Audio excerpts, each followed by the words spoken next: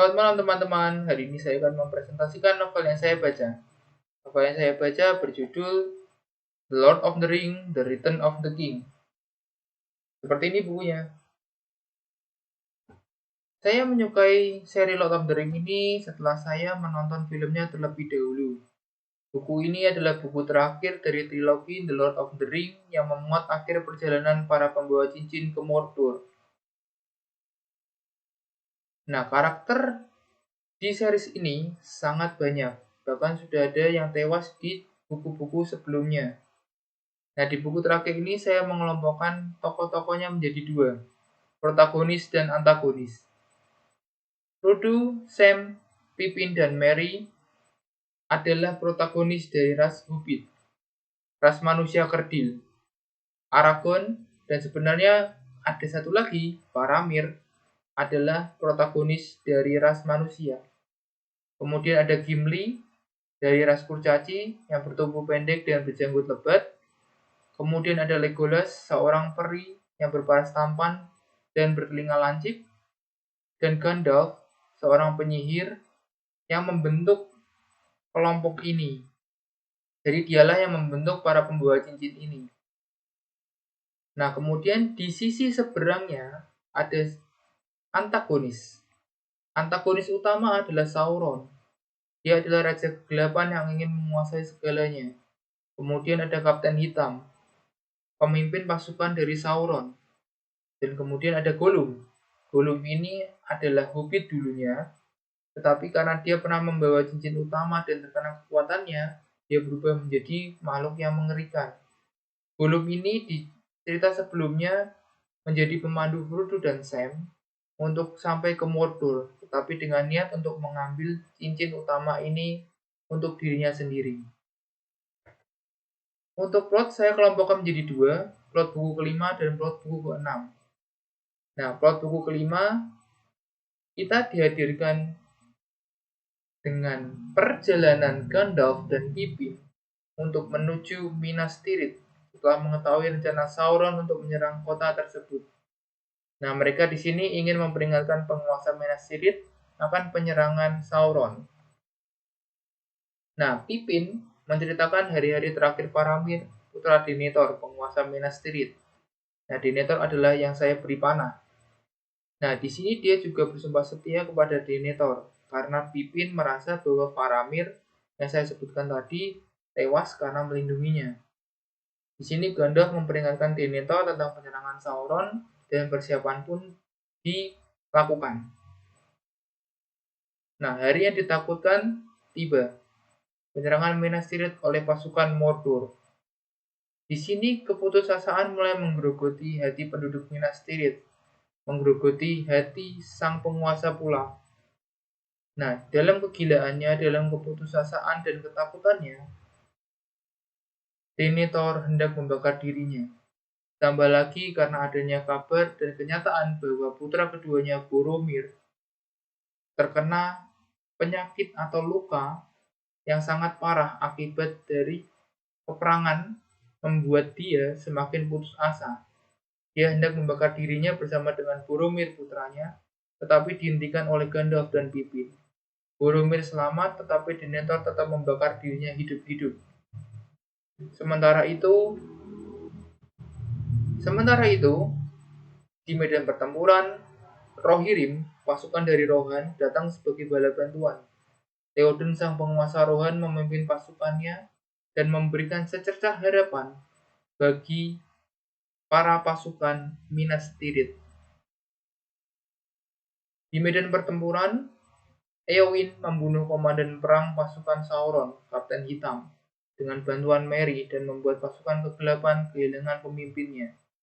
Eowyn ini adalah keponakan dari Raja Theoden, seorang perempuan yang sebenarnya tidak boleh ikut dalam peperangan manapun, tetapi dia malah bisa mengalahkan Kapten Hitam.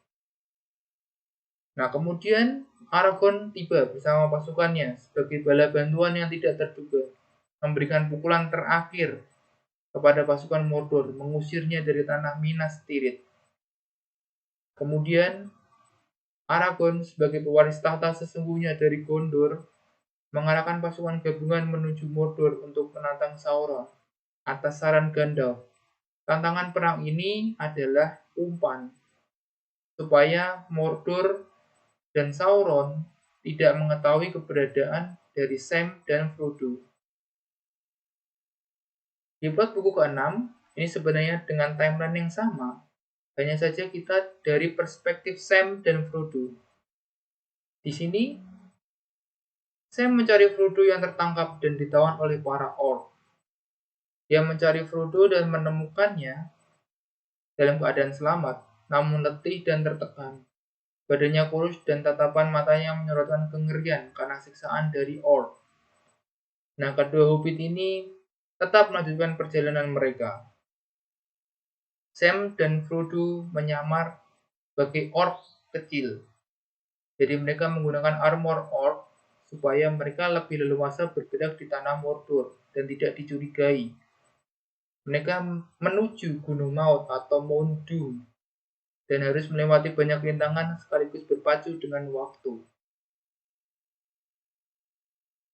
Nah, sesampainya di kawah Mount Doom atau Gunung Maut, kehendak dari cincin Sauron malah merasuki hati dan pikiran Frodo, membuatnya ingin menjadi penguasa cincin tersebut dan tidak ingin menghancurkan cincin itu.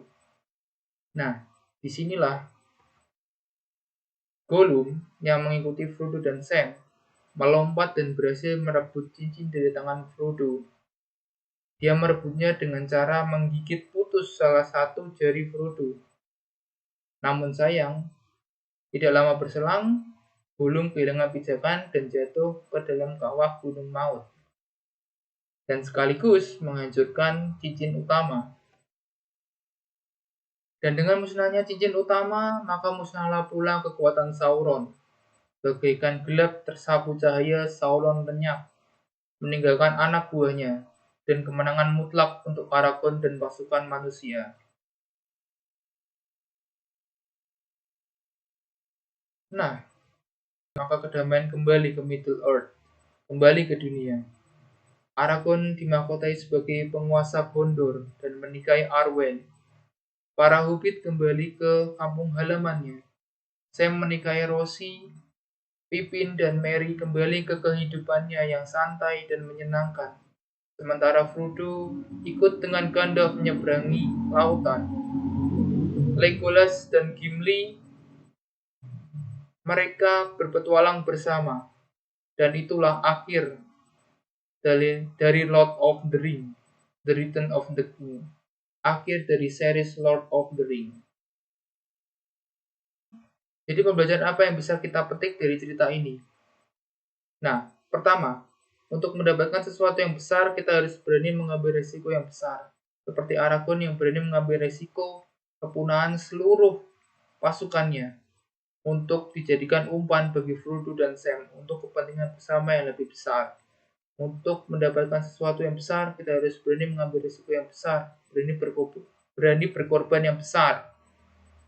Yang kedua, kita harus memiliki ketenangan hati dalam menghadapi tantangan, sehingga kita tidak seperti Denethor yang mati konyol karena dia ketakutan dan putus asa. Dengan hati yang tenang dan hati yang jernih, kita bisa melihat sesuatu dengan lebih baik, merencanakan dengan lebih baik. Kemudian yang ketiga, bahkan sesuatu yang buruk pun bisa mengantarkan kita ke ending yang baik. Nah, pengkhianatan Gollum adalah sesuatu yang buruk, tetapi tanpa pengkhianatannya dia, maka cincin utama tidak akan hancur, karena Frodo yang saat itu dirasuki oleh kehendak cincin tidak akan membuang cincin itu ke kawah Gunung Maut. Jadi sesuatu yang buruk tidak serta-merta akan berakhir dengan buruk. Ada satu titik sesuatu yang buruk akan mengantarkan ke ending yang baik. Nah, jadi itulah review saya tentang novel The Lord of the Ring, The Return of the King. Oke, itu saja yang bisa saya sampaikan. Stay healthy, stay happy. Bye-bye.